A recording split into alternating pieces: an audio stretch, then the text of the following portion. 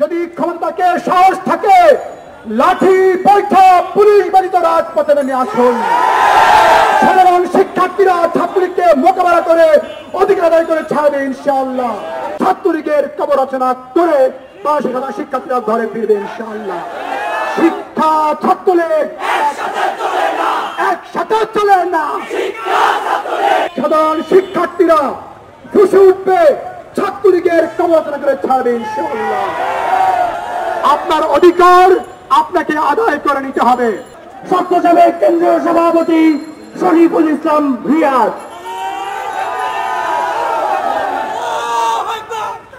আসসালামু আলাইকুম ওয়া রাহমাতুল্লাহি ওয়া বারাকাতুহু।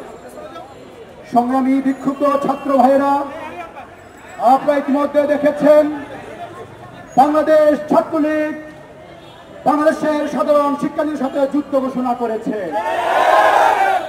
বাংলাদেশের সর্বোচ্চ বিদ্যাপীঠ ঢাকা বিশ্ববিদ্যালয়ে আজকে যে নির্যাতনের ঘটনা জন্ম দেওয়া হয়েছে, আমরা মনে করি এর মাধ্যমে বাংলাদেশ ছাত্রলীগ 1971 সালের সেই কালো দিনের পুনরাবৃত্তি করেছে। আমাদের বোনদেরকে যেভাবে পাছার মধ্যে পিটিয়েছে তারা, এটি কখনো সভ্য সমাজে কাম্য হতে পারে না। আমরা ছাত্রলীগ সভাপতির বক্তব্য শুনেছি। তিনি কি বলেছেন?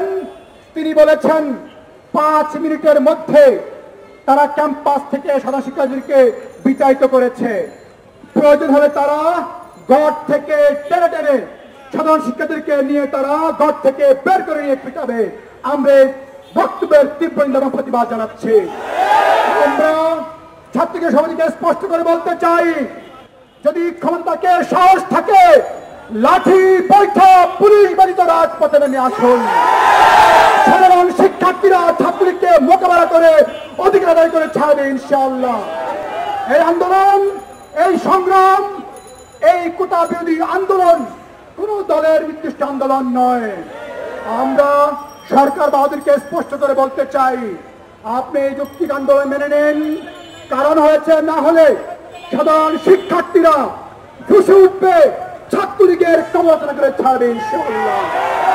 আমরা সকল ছাত্রদেরকে স্পষ্ট করে বলবো, আপনারা ঘরে বসে থাকবেন না, রাজপথে নেমে আসুন, নিজের অধিকার আদায় করে নিন।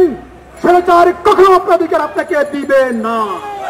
আপনার অধিকার আপনাকে আদায় করে নিতে হবে।